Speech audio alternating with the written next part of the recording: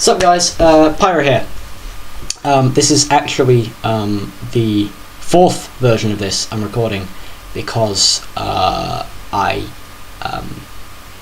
have a shitty PC and it crashed because I ran out of disk space as I'm recording. You have no idea, my webcam, these videos that it takes, I have to do stuff to them because they come out at something like 10 gigs each. I've got no idea. I mean, the quality isn't that great, but whatever. So yeah, this is not the first version of this, so I'm just gonna probably glaze over a lot of the pointless talking I did. It's light and that's great, because I'm in the UK and it's been rainy as hell for like 4 months, and I don't mind rain. I'll actually get onto that possibly in a bit. I don't mind rain at all, but yeah, I kind of mind dark, and we've got sun, and sun makes me feel good because vitamin D, sunlight, I can feel it on my face. It's so good on my face. I'm wearing my sun shirt because it's sun, and I don't know if you can tell how happy I am about this, but I'm feeling pretty fucking buzzed.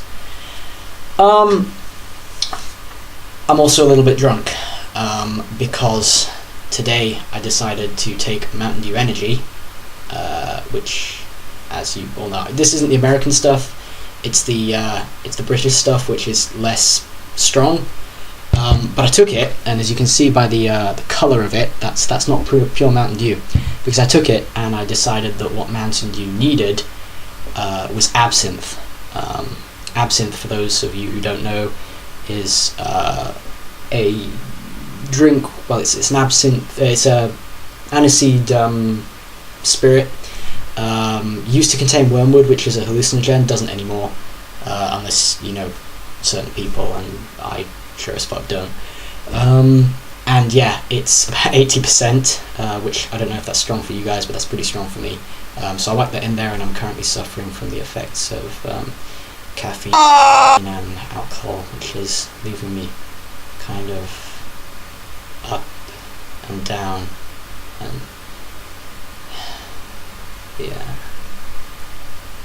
But on the flip side, I am occasionally buzzed as well. So you're getting me feeling all energetic, as opposed to the last take where I was like, so I think that this thing is pretty good, and you don't want that. Right. What I was gonna do is I was gonna lay out like 5 of my favourite things so you all can get to know me, and I had this whole spiel about how no one had asked me any questions, so I'm gonna say that's the question. But that's not what I'm gonna do. What I'm going to do is I'm going to put one in each day, because otherwise these things get to like 12 minutes, and that is just too long. I mean, if nothing else, it takes forever to load to YouTube, and I don't want to wait forever. So instead, each day I'm going to tell you about a website or a film or a book or something cool that you should go check out. And today's entry, you know how I said a while back that you did not get a video for the 1st of April, and I was going to do an extra video.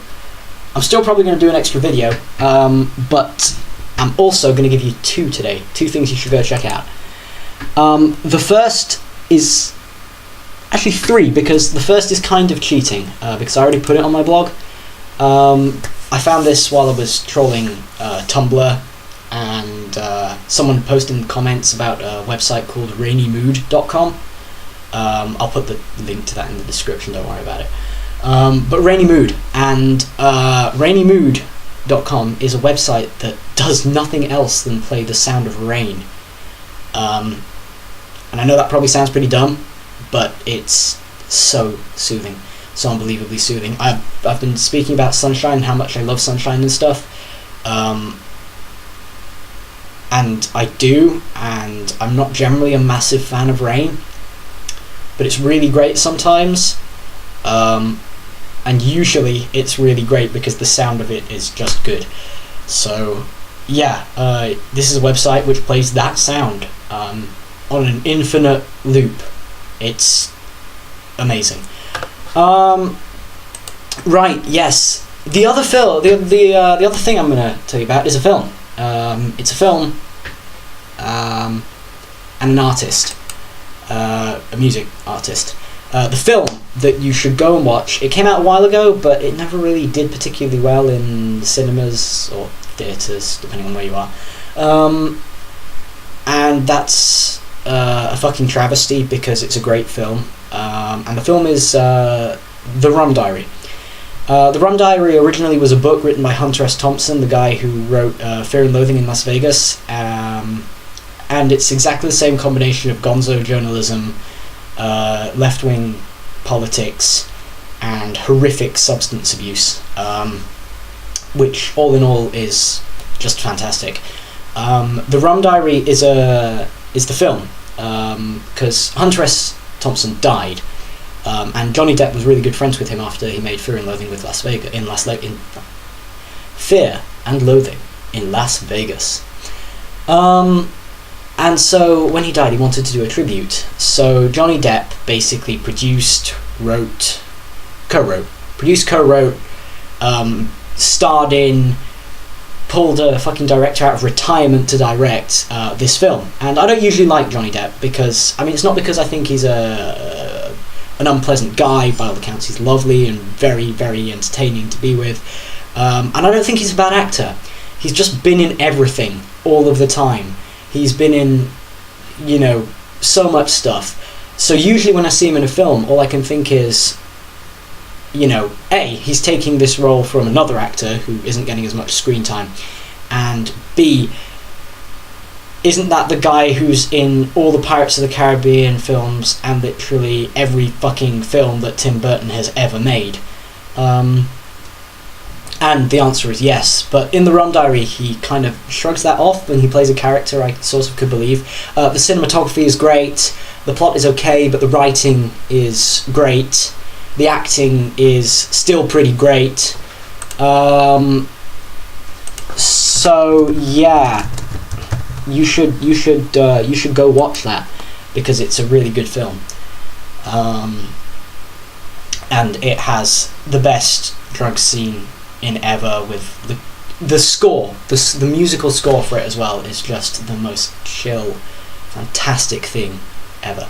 The other thing I'm going to tell you about is my favourite artist at the moment. I mean, I'll tell you about other music artists and other songs you should check out, but this guy's my favourite. He's from the music team for Homestuck, which I guess, I mean, I'm wearing the shirt, my blog used to be all Homestuck. I'm not doing very well at this, pretty much just plugging Homestuck stuff. But his solo work for me is actually better, and that's Clark Powell.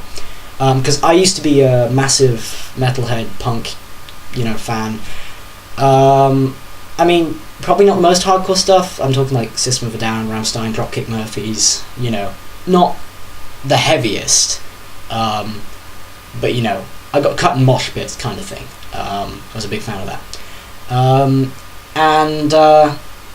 And then I went to Download Festival and I saw all these guys live, and I know this is going to sound really dumb, but I almost got sick of just the rage in the music. It's just noise. I mean, it's not just noise, it's music, and some of it's good music, but I almost wanted to just listen to something a bit chiller, and so I used to hang out with these guys at college. That's high school for Americans.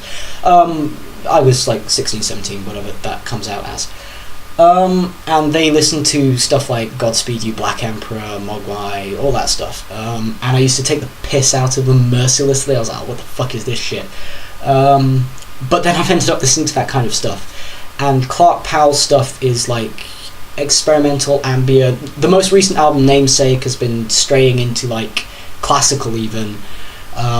He plays a lot of cello and piano. I mean, he's the guy who did Flair and bunch of other really great songs on the Homestuck soundtrack, and the first two songs, the last two songs, and one that's like Land I Never Saw, Country I Never Saw, something like that, they're great as well. That you just saw was my computer crashing on me, but I figured it would be easier to hack the two pieces of video together, since, like I said, that was the fourth take. So yeah, those are two things that are pretty cool that you guys should go and check out. I hope you enjoy them as much as I did. Again, please, questions are great. It gives me something to speak about. Otherwise I'm going to start having to get inventive, and none of you want that. So yeah, thanks for watching, guys. I'll catch you around.